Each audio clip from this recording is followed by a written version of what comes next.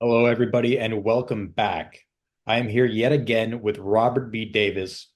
But here's the kicker. We're no longer going over his book, Purpose and Form. We are actually now going over The Art of War by Sun Tzu. Rob, how are you doing today? Good. How you doing? Doing very well. Doing very well. Thank you. So clearly, you are not the author of this one, but nonetheless, As far as you know. as far as I know, I mean, it's an old book, it's an old book. We've got a time machine somewhere. Um, I think that having a discussion about this book, um, opening it up, especially in a layman's terms, is going to be very beneficial. I'm going through this without any prior knowledge and just kind of bouncing it off of some of the other opinions and ways of thinking that I have, but I'm not in any way a strategist or a military tactician. But nonetheless, I think that a lot of pertinent information can be derived from this work. So, Rob, thank you for being here. And if you could please give us kind of an introduction to this book.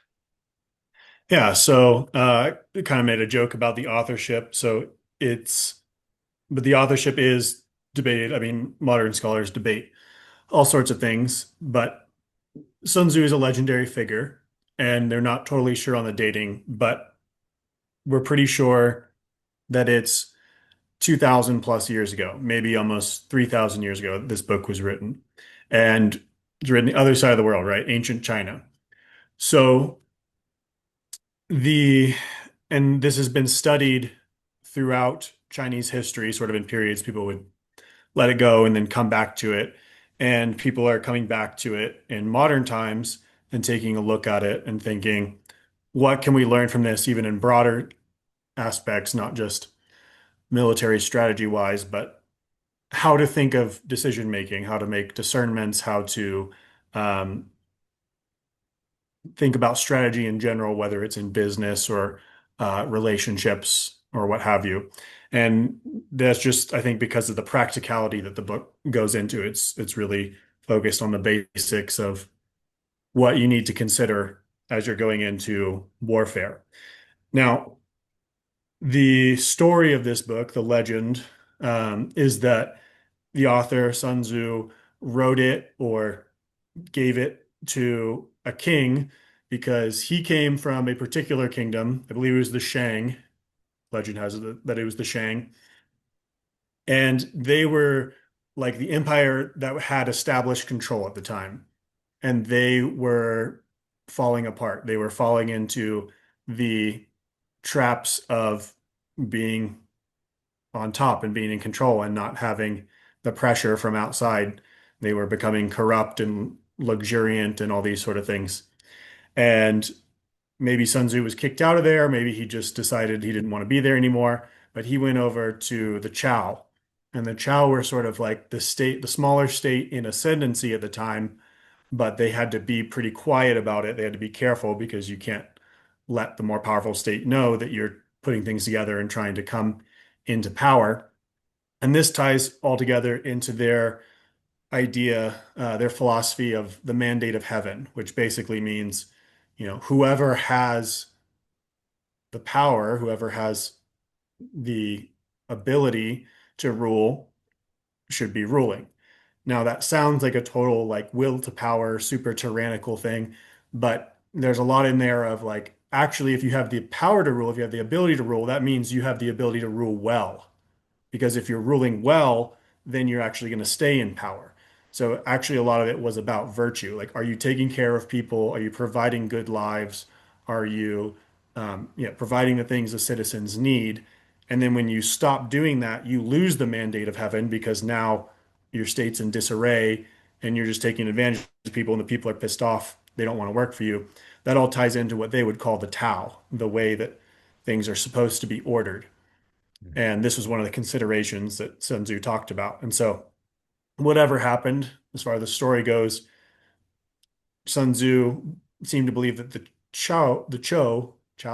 whatever it is, they had the Tao, the Shang had lost the Tao.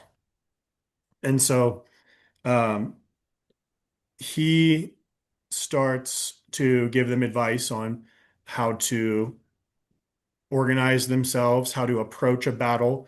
Um, and I think we're going to look at what this can teach us in the modern world.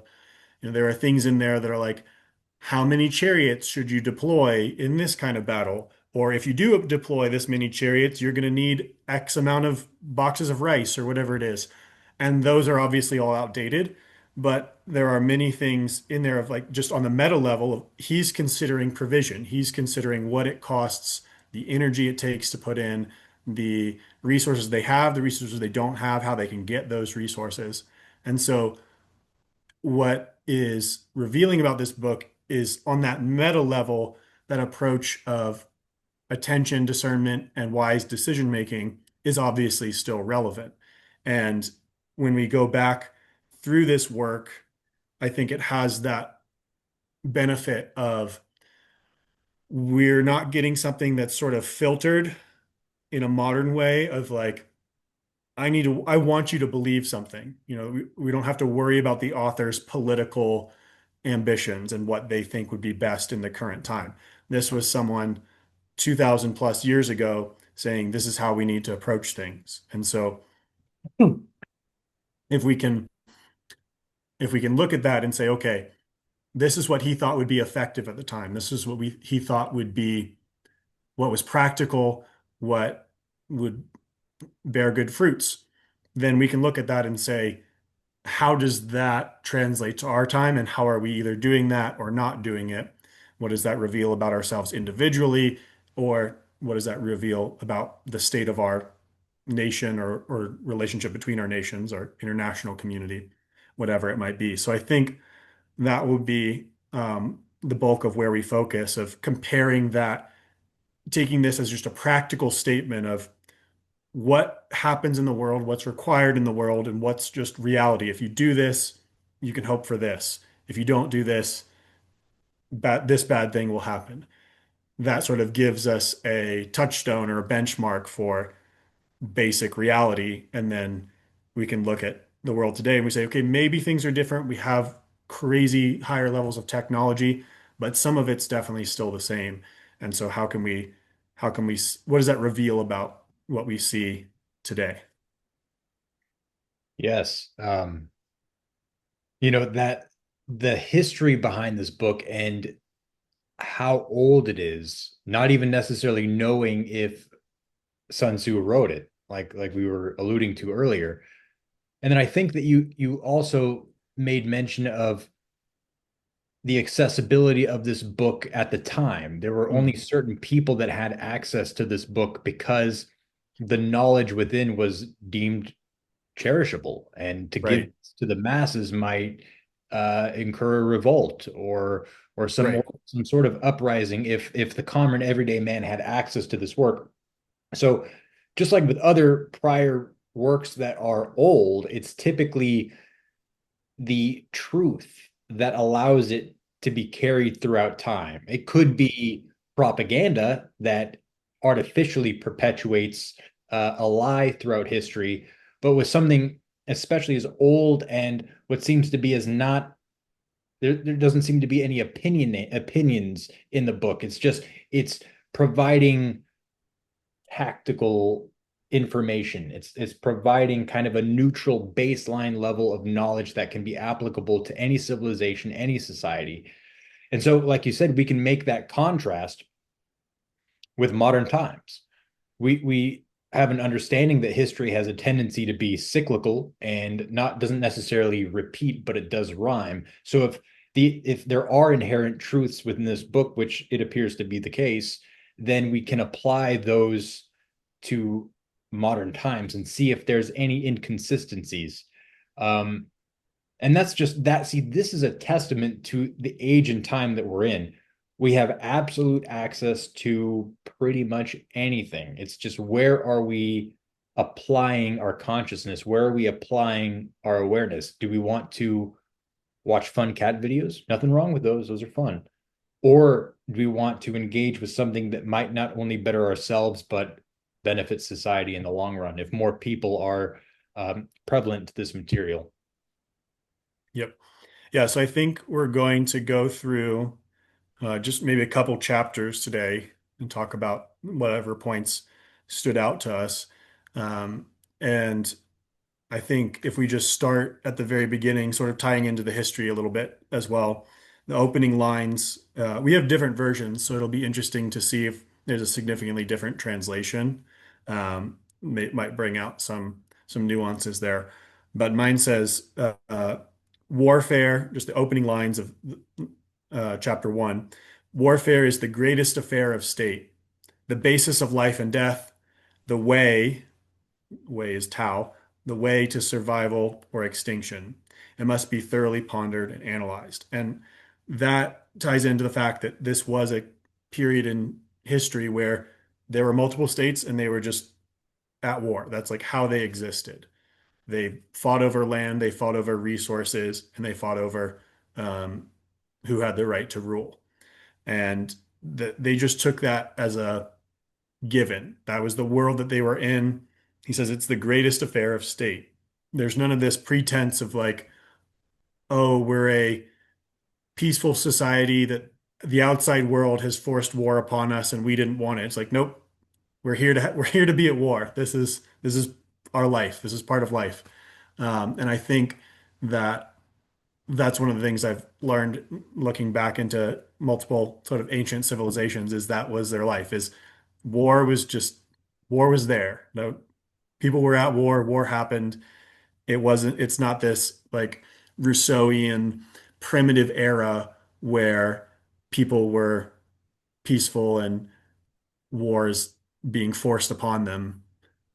They did not look at themselves at all. You could say, oh, that's further back. But anyhow, where this is coming from, that's the world that they're dropped into. It's a world of war. So I just want to actually make a contrast now. Um, do you feel like the necessity for war was specific to that time in regards to survival for everyday people and accumulation of resources, access to resources, where as opposed to now it seems like warfare is not in the interests of people, right? I don't think it necessarily really ever is, but to what degree is it more of an incentive for those in control of the nation state to continue a perpetual cycle of war rather rather for special interests rather than just for defensive purposes because you have an enemy at the gate. And that in this version it says the art of war is of vital importance to the state. So we're seeing the general theme kick through, but it's different wording, and of course that can bring a different interpretation of it.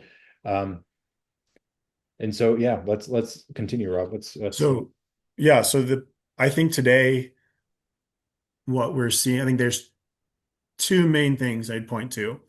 One is our societies are much, much bigger. So we we have the luxury of being on like the inside rather than being at the border of society. And this big inside of society in general is like shielded from war. Like we see it on the TV, but we don't have to experience it, or at least we like to think we don't have to experience it. And I think that that can lead us to an idea of war is just totally unnecessary. Why can't everyone just do exactly what we're doing without the connection of we get to do this because we're in the middle of a defended large society? Um, and then a second portion of that is that we are in a period of time where there's a global consensus, more or less. And we're worried about it breaking down, but we've lived in an era of close to 100 years where it's like, nope, the border lines are drawn, you've got your spot, you do your thing, everything's set and settled. So there's not as much of a view, there's not as much of a call to conquer anymore. I think if we were living in any other time where there is a lot of chaos, a lot of sort of open territory, even if it's technically occupied by other people, if you're not in communion with them, if you don't recognize them as a civilization, then you're just like, well, that land out there is not being used for what it should be used, being our civilization. Therefore, it's land to be conquered. And so we're sort of stuck in the middle where there's been a global movement, like the global status is set, at least temporarily. And then there's the globalist movement of like, oh, what we need is to sort of solidify that and totalize it and make the global state so that so that everyone will be on the inside and you won't have those borders and you won't war over things. And I think that gets sold to a lot of people who are in those insulated insides and have that view of like, oh, war is um, not necessary. So that's where I see the modern connection or disjunction there. But that's not to say that this text or I believe that war is a good thing because Sun Tzu repeatedly says war is not good. You don't want to be at war. You want to do all you can to avoid open conflict. And if you do go into open conflict, you want to finish as quickly as possible. So that's true. It's just also true that as humans and the world exists, I don't know, now and throughout history, war is going to be part of it. Something big has to change before that actually changes, and it's not enough just to be in the middle of an affluent society and completely ignorant of the problems on the peripheries and just saying everything's good. Why can't we all just get along?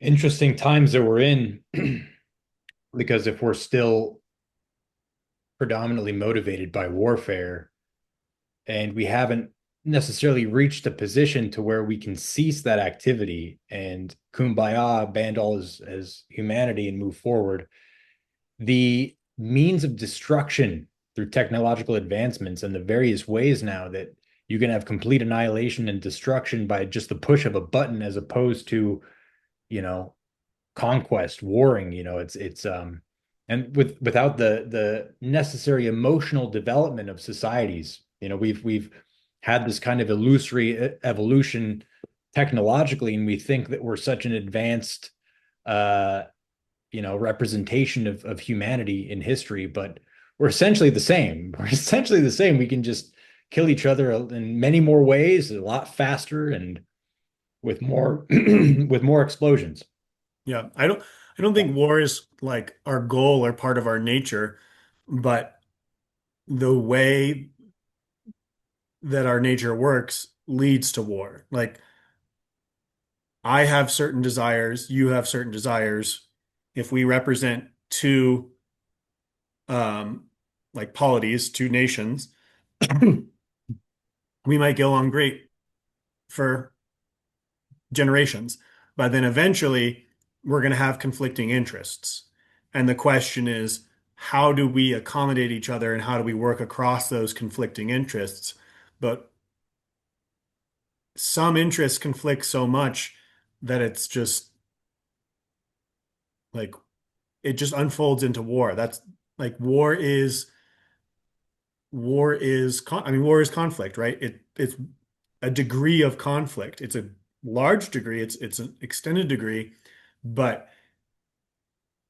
it's not just, oh, we are motivated by war. We are motivated by a lot of different things, but when we conflict over those, because there's other people in the world with conflicting motivations, war comes out of that. So it's war is just a part of the world because conflict is a part of the world. But conflict isn't always war, but it can lead to war, right? Right. And especially on an individual basis, conflict rarely leads to physical warfare. Right, right, exactly. Nation states different. I mean, to a degree.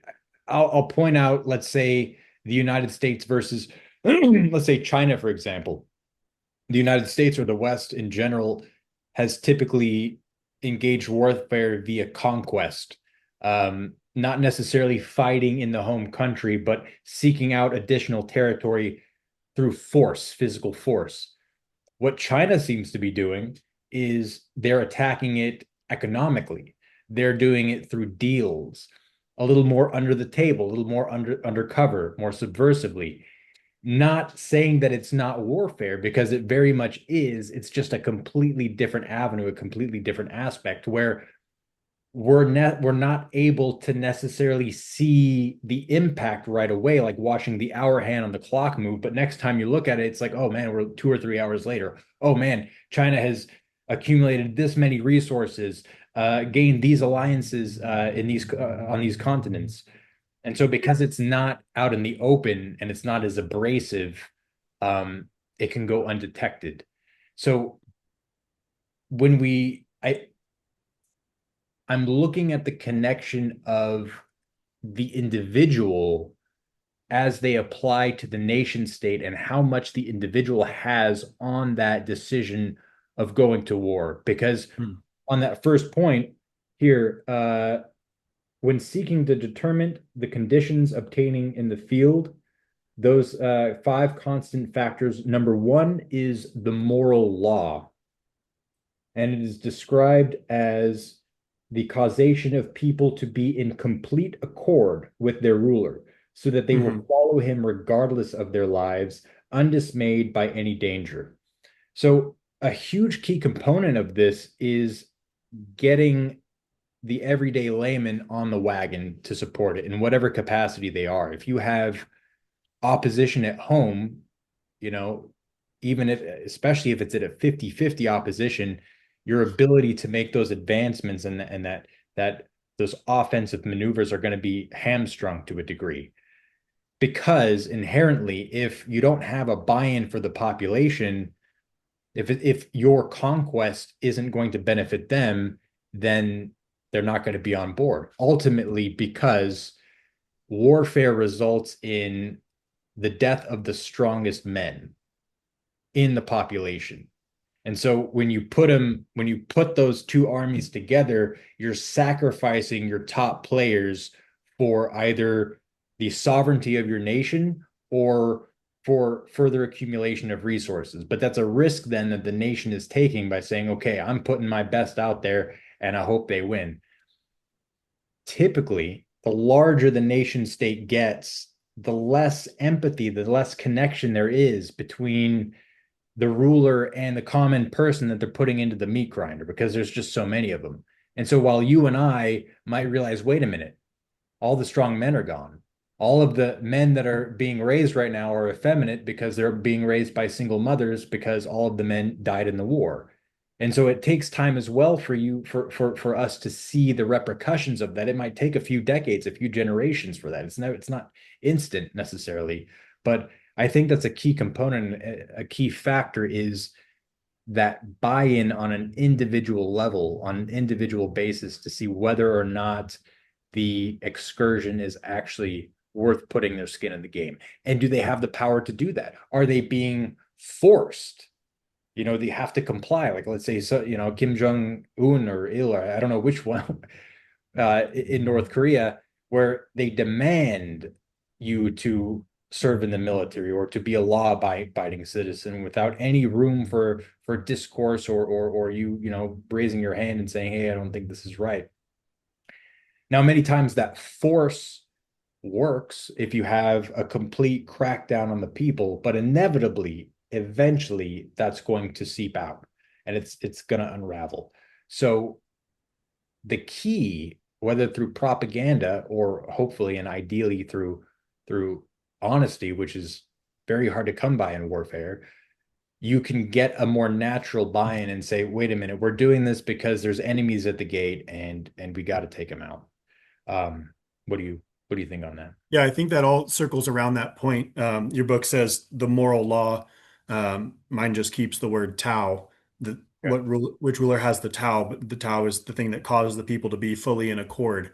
And there's going to be so many things that go into that, like what connection do you have with the people? How are you providing for the people? How are their lives? What are they seeing around them? There's several ways I was thinking about that going. I wanted to read just part of the my introduction. The author of my book, I don't know what he did in particular, but he worked on translation with his wife, who's a Chinese natural national. So I tend to think that he had some valid insights, and he summarized sort of the Chinese, ancient Chinese in this time, their approach to sovereignty and um, rulership and dealing with people outside. And I thought it had a lot of echoes of modern policy. So I wanted to get your take on that. So he says, despite incessant barbarian incursions and major military threats throughout its history, Imperial China was little inclined to pursue military solutions to aggression. So they're not wanting to fight in battles. Rulers and ministers preferred to believe in the myth of cultural attraction, whereby the vastly superior Chinese civilization, founded upon virtue and reinforced by opulent material achievements, would simply overwhelm the hostile tendencies of the uncultured. So that's this idea of like, we've got the better technology, we've got the better stuff, we've got the better attitudes. They'll just love our culture and they'll want to join us because we've got the virtue. I just see so much of that in modern Western relations. Frequent gifts of the embellishments of civilized life, give them a bunch of technology, right? Coupled with music and women, it was felt would distract and innervate even the most warlike peoples. So we can conquer people just by giving them the kind of stuff that we think is interesting and fun. Women, music, and luxuries. If they could not be either overawed into submission or bribed into compliance, other mounted nomadic tribes would be employed against troublemakers, following the time-honored tradition of using barbarian against barbarian.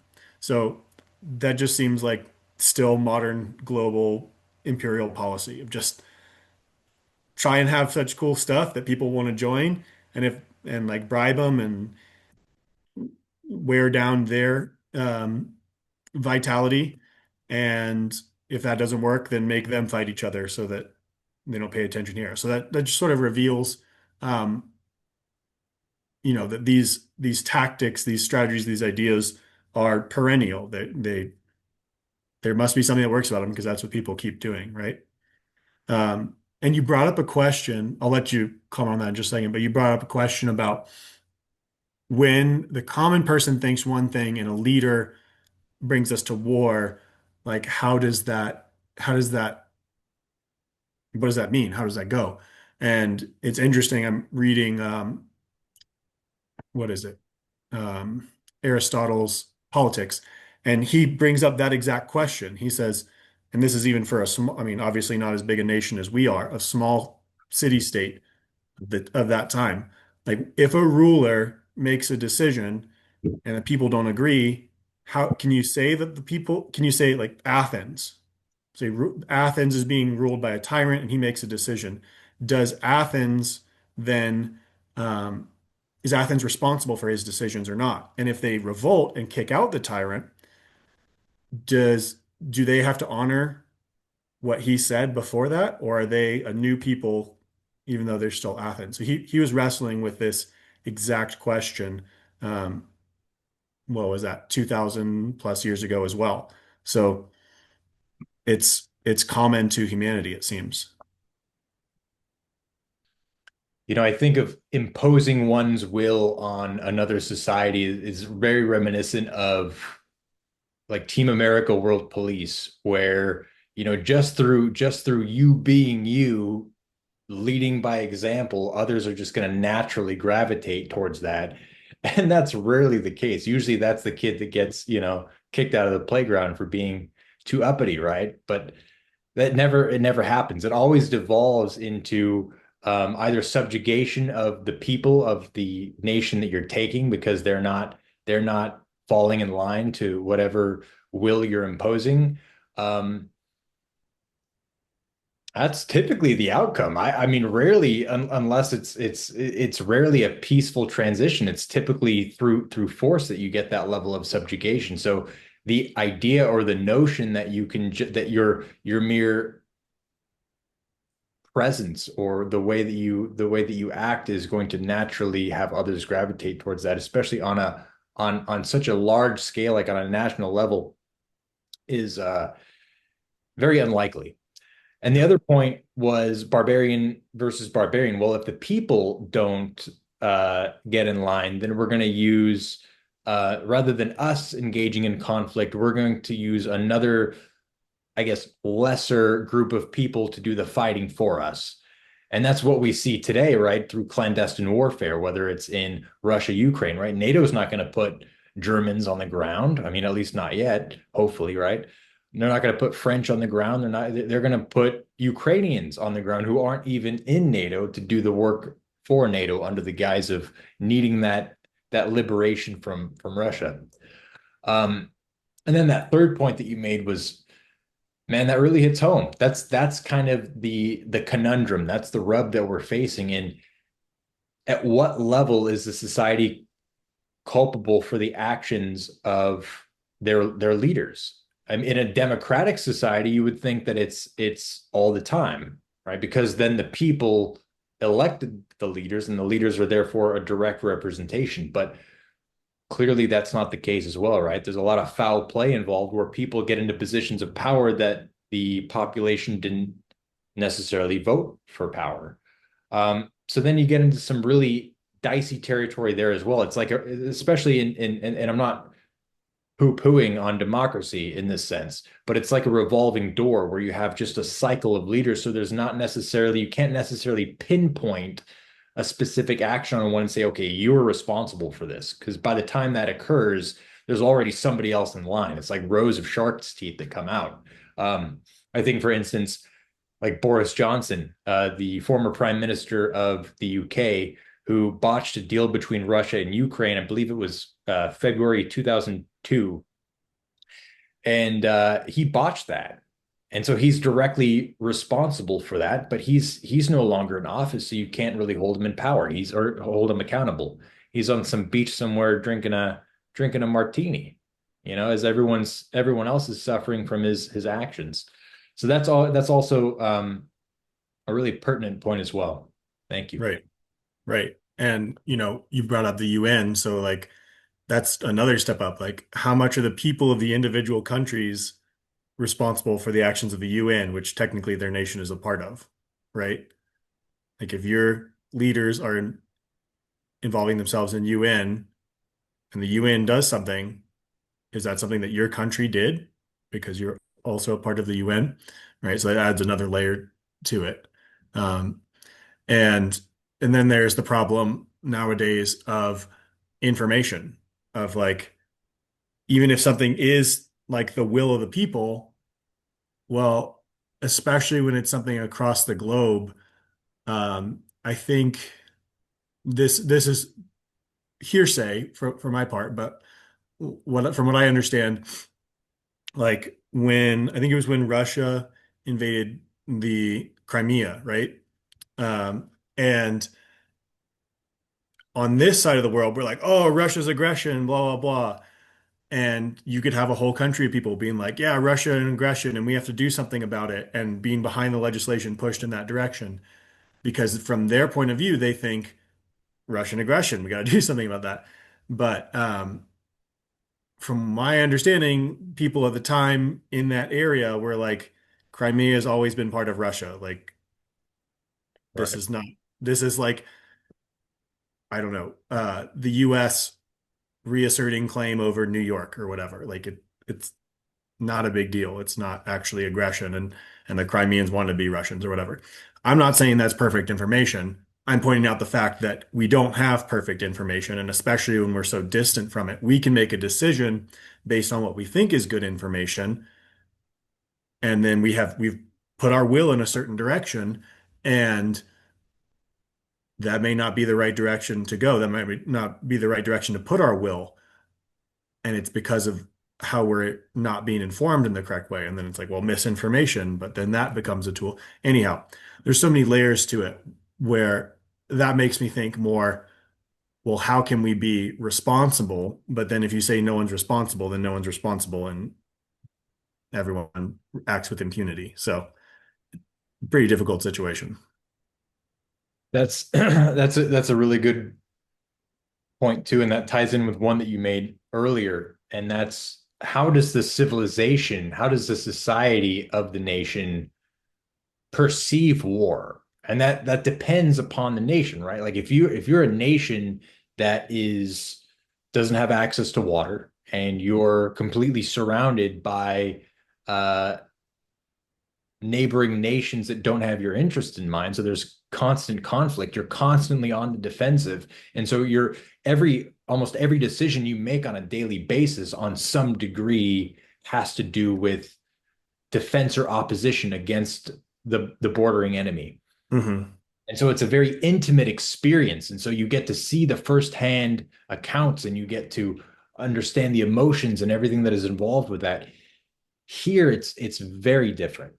The United States is more in a point of conquer, of influence, of Hmm. expansion. And it's like, would you still eat meat if you had to go out there and kill the animal that you're eating? Because that provides that level of intimacy. But if you're just going to a grocery store and you're buying, a pound of flesh that doesn't resemble the animal that it once was, there's a level of detachment. And so because of that, it's so easy for people that haven't experienced war to just be so gung ho about it, right? Especially if you have a track record of just dominating, which hasn't been the case, right, since World War II, really. But nonetheless, it's always on the offensive. It's never at home. And so I think that if that perspective were to shift, and I don't think it ever should, I don't think that war is needed, but if that perspective would shift, people's idea and perception of war would be substantially different. And I think Right. that ties in directly with warfare, conflict with the opposition as being the last resort. Because again, that's chaos. Everything up to that point is to deceive and to attack the weak points and to kind of um through at least what I'm gathering, uh, it's using strategy to overcome the opposition's strategy before it can be fulfilled into actual combat, right? It's tripping them up. Right. Right. And the last point I'll make on this is going to the morality of the nation state, right? He makes a point, if I'm not mistaken here. Uh, Here we are. Which of the two sovereigns is imbued with the moral law? And this comes as to make a decision of where the strengths lie.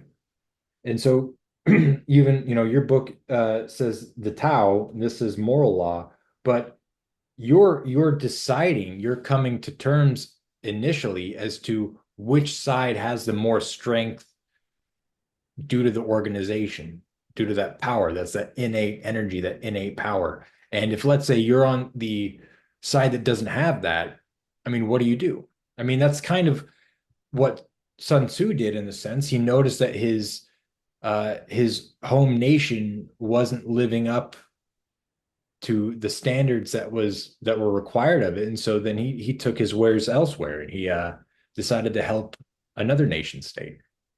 Yeah.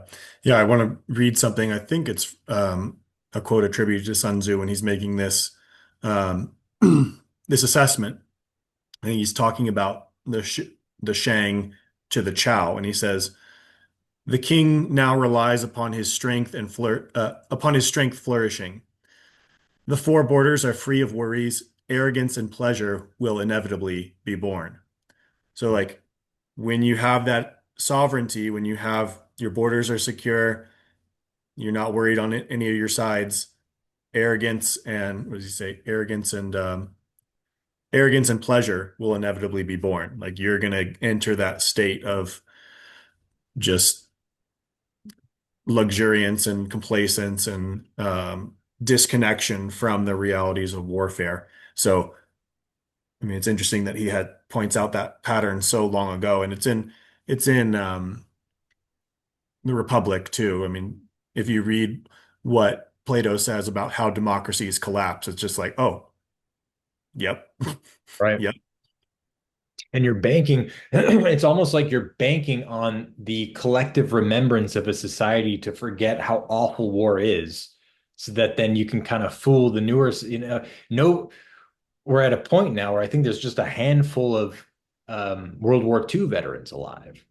And so people don't typically read or inform themselves with history, and a lot of the history in and of itself has been tampered and manipulated, so it's not entirely factual to begin with. But nonetheless, people don't have an inherent desire to learn the mistakes of the past. So by the time a generation ends that does, then that amnesia can be capitalized on. And right, I think that's what we're seeing. That's what we're seeing. You forget that's that cyclical nature of it. You forget the hardships, you forget the dangers and why we don't do these things. It's almost like you forget that the oven is hot. And so that you want to touch it, you want to feel that sensation so that you can remind yourself why you don't touch the oven to begin with. right. Yeah, I think that gives a good opportunity to go back into the book and look at just even in the first couple chapters, and the chapters are super short, but some of the things that he says on the negative side of warfare. So in chapter 2, Waging War, he says, when employing the people in battle, a victory that is long in coming will blunt their weapons and dampen their ardor, right? So too long of a campaign is not good. If you expose the army to a prolonged campaign, the state's resources will be inadequate. Okay, you're going to run out of the ability. He talks about how tensions will rise and feudal lords will lose control of their citizens. Even if you have wise generals, they will not be able to achieve a good result. He says, I have heard of awkward speed, but have never seen any skill in lengthy campaigns. No country has ever profited from protracted warfare. And that's a pretty dramatic statement. And there's a bunch of that peppered throughout. And the conclusion that he comes to, sort of building on that, is that the attaining 100 victories in 100 battles is not the pinnacle of excellence. Subjugating the enemy's army without fighting is the true pinnacle of excellence. Excellence. Thus, the highest realization of warfare is to attack the enemy's plans. Next is to attack their alliances. And only after that, their army. So that was from chapter 3. But you can kind of see how there's this negative view of war and especially prolonged war campaigns, and that those are always going to deplete the society. Um, and there's a bunch on that in just the beginning of the book, and I think that's really relevant to today because we find ourselves in a bunch of sequential long war campaigns and depleting our resources and upsetting the people, etc., and maybe losing the Tao. So I think that ties right in there. Yeah, I mean, the main question is, what do we have to show for it? What do we have to show for the tens of thousands of lives that have been lost, uh, for whose gain, right? And that makes perfect sense. Prolonged warfare is not beneficial at all. You have to be able to export those or externalize those costs onto the state and then be a separate entity that gets the benefits without paying for the um, external costs. Exactly. Exactly. So if we look at anything, let's say in the United States past World War II, essentially every conflict has resulted in that type of a campaign, prolonged, orchestrated not from the ground, generals on the ground, but orchestrated from an external source, whether it's Washington, D.C. or England or whichever war. It's not typically fought with the mind on the ground. You always got to go back to another form of command that doesn't know what the experience of the combat's like. And so there's that dissonance. Um, but that's exactly it. Like look, pulling out of Afghanistan the way that we did. How long was that war? Two decades, 2 decades. And again, what to be shown for it? And you see the patterns of on the surface, it was very abrupt. There was an action taken on 9/11, and then that opened the floodgates for the next 20 years. And so that specific action justified the following 20 years of quote unquote conquest or restabilization. Again, enforcing your will on another population and hoping that they say, hey, wait a minute, these guys got a clean cut, these guys got a clean beard, these guys are smiling, these are the good ones, let's be like them. That's always been it, right? That the one that subjugates another nation state, they're always expected to be the saviors. In their minds, they're coming in as the savior, but to the population that they're intending to save, they're viewed as the oppressor. And that seems to be a consistent pattern. So who benefits from these things? It's not the people. I mean, the value of the currency, the dwindling of resources, all of that stuff goes down when we engage in these activities. But those that really pull the string, uh, they benefit. I read somewhere that during the Revolutionary War, that most of the members of parliament were on some degree benefiting as merchants from the war. So they had full skin in the game to keep it going. And that's what a lot of these people, I think of what was it, Dick Cheney with Halliburton, or a few of these other companies that, the people in charge making the decisions have a vested interest in a specific outcome of these conflicts. And that's why we continually to get into them. And so then that ties back to, well, are the people actually responsible for these wars? In a sense, yes, because you're so distorted and we're so distracted by conveniences and modes of satiation that we don't know what's going on, and we're so preoccupied with paying the next bill that we don't have time to even think about this stuff. So next thing you know, we're in another conflict. Right. Right. That ties into, let's see, what chapter is this? Chapter 3. He gives the 5 factors from which victory can be known. And one of them is uh, the army whose upper and lower ranks have the same desires will be victorious. So you have to have that continuous desire, continuous motivation from bottom to top. They all have to know what they're fighting for and be aligned. And he talks about knowing knowing when you can fight, knowing what it is to be victorious. He says, for this reason, this is chapter 4, the victorious army first realizes the conditions for victory. So you specify what it is to win. Because only when you specify what victory means, then you can say, okay, is that possible to achieve or is it not possible to achieve? Because he clarifies elsewhere, one who knows when they can fight and one who knows when they cannot fight. That's one of the 5 factors. One who knows when he can fight and when he cannot fight will be victorious. You have to know what it takes to be victorious and whether you have the ability to get that victory or not. And he talks about how you can't cause someone else to be defeatable. You can't make it so that they're defeatable. You have to see whether they are defeatable or not. And if they're not defeatable, then you have to work on yourself and get things together and wait for a time when they are defeatable. And that ties in, those all tied in a lot of things, but what comes to my mind is the approach to Afghanistan. I mean, I was young when we went into Afghanistan. I didn't know anything about history, but many years later, it's like, oh, Afghanistan has been invaded and fought over for the last 200 years, and 0 countries have been successful at taking them over.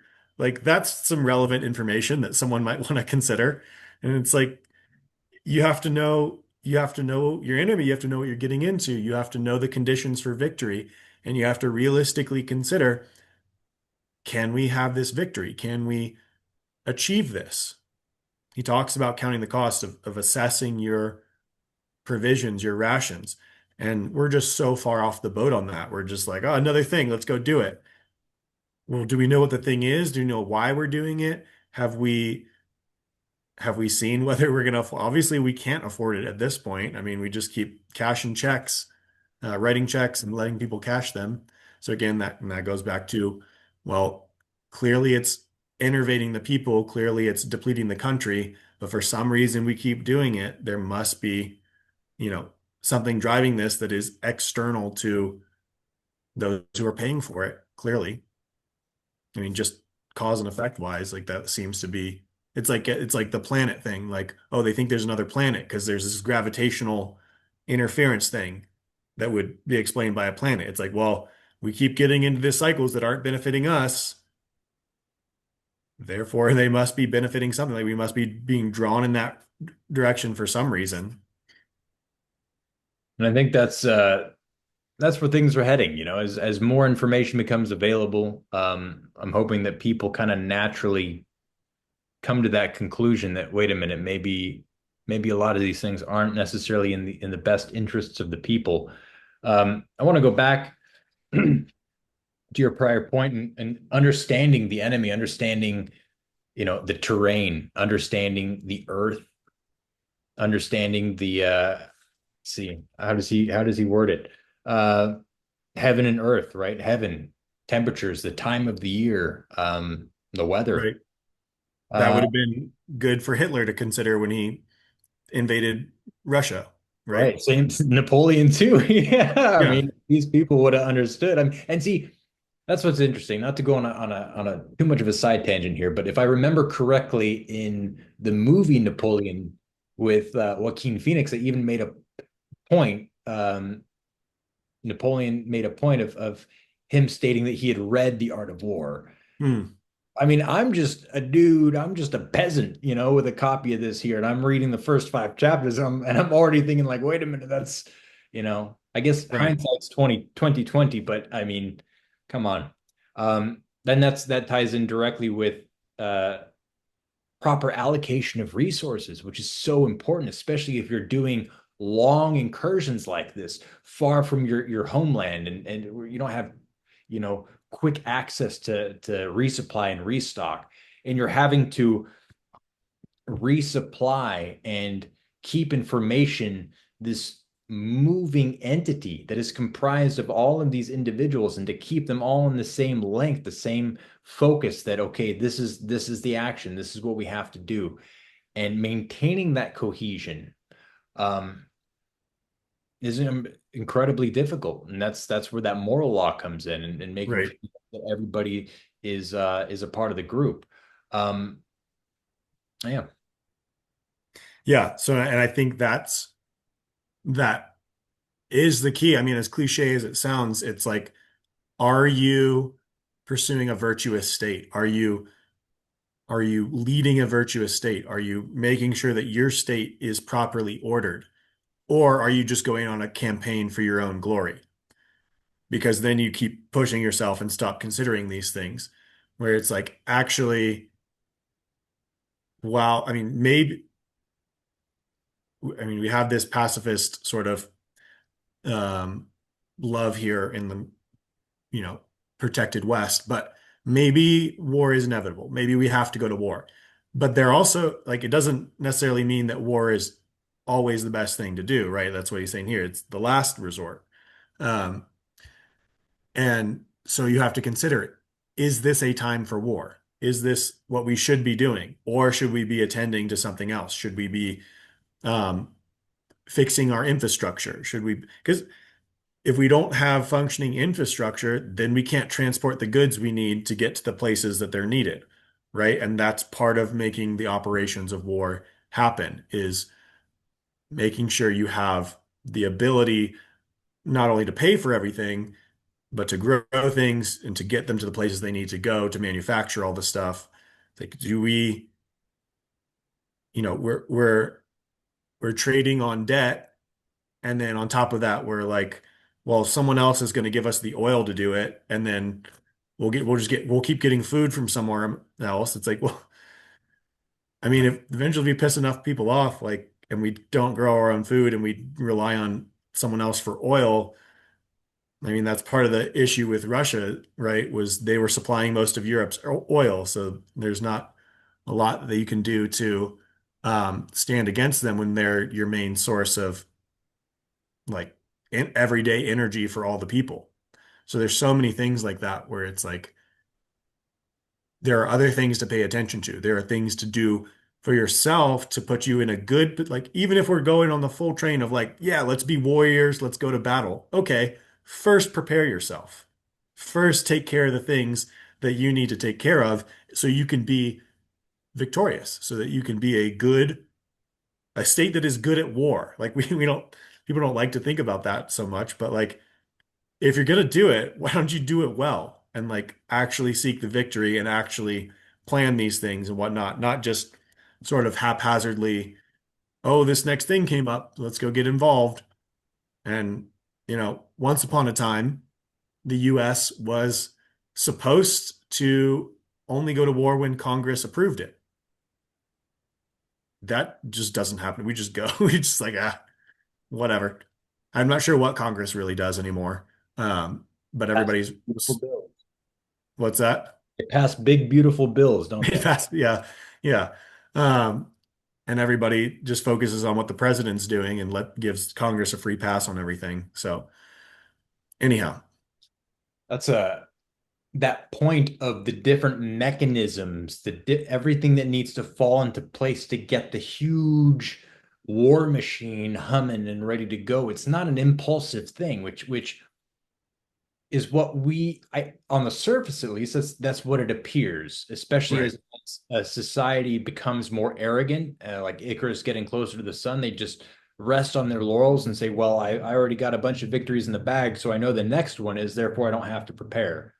But I believe it was Lincoln that said, if you give me what, 8 hours or 6 hours to cut down a tree, I'll take four sharpening the axe and then the other two cutting it down. It's the majority of the time and the focus needs to be on the preparation so that, and the calculation. Okay, well, if this happens, then what are we going to do? That's that wargaming aspect, as opposed to just going in there guns blazing and saying, oh, there's no way we can resupply the army and we're halfway through enemy territory and we can't forage because all of the locals have arms. So what are we going to do? That's what happened to Napoleon. That's what happened with Hitler, and that's what happened with Burgoyne as he came down Quebec in the Revolutionary War. He tried to take New Albany and couldn't get resupplies, and so his attempts at foraging ended up in defeat. And eventually, his army just dissipated. They started with 14,000, and by the time Burgoyne surrendered to Gates, I think they had 6,000. And it took about a month and a half for these results to happen. And that's a prime example of you know of England. The empire, or the sun never sets on the British Empire. It's that level of superiority, of arrogance, and saying it doesn't matter where we are, we're going to rule. Um, right. Yeah, he talks about even those specifics of like restocking while you're on an extended campaign far away and says like if you can get rations from the enemy, like from their village, that's worth way more than getting them from your home country because from your home country you have to expend resources to get them to the distance. But if you can just take them from where you are, but then that would be you'd have to know your enemy. You have to know if they're armed and if you can just go in there and take their stuff or not. That's going to be part of the assessment. So it's just interesting how many of those things are like in here. And it's like right. And you you can can make these correlations. it is possible to just think about these things and account for Right. them. And I think that's the basic thing that I'm really taking out of all of it is like pay attention, do like due diligence, look into things, account for stuff, and have some discernment, not just act impulsively. Like try to assess the situation, try to have a systematic breakdown of what you should know, what you don't know, and like see where that puts you, right? Um, and obviously that applies to all areas of life, just discernment and paying attention and having an organized system, an assessment. You know, I'm already getting the noodles rolling up here in the brain for the next conversation about this. But I think that just in terms of lengthwise, this would be a good spot to close down and then just kind of let things simmer, and ruminate for the next episode. Yeah, Um, sounds good. excellent, excellent. Do you have anything else that you wanted to add before we close down for the evening? Nope, I got ideas for the next time, but it'll be Excellent. good for another discussion. Excellent. Excellent. We're going to keep going on this journey. And again, we're not going necessarily chapter by chapter like we did in Purpose Informed. This is more of an open discussion, keeping, not going from the back of the book to the front, kind of keeping things relatively organized, but nonetheless letting it flow freely. Mhm. So thank you, everybody. Thank you for watching. If you could please leave a comment, let us know what you thought, have any questions, we'd appreciate that. You can reach Rob at his website. There's going to be a link in the description down below for that. He's got some excellent works, including the book that we went through, Purpose Informed, The Necessary Basis of All Ethics, which is available on Amazon through that link, or you can type in the search bar Robert B. Davis II, Purpose Informed, and it'll come up for you as well. I'll also leave a link to Rob's YouTube website that you can check as well. We've got some excellent information on there. Other than that, thank you very much for watching. God bless, and may peace be with you.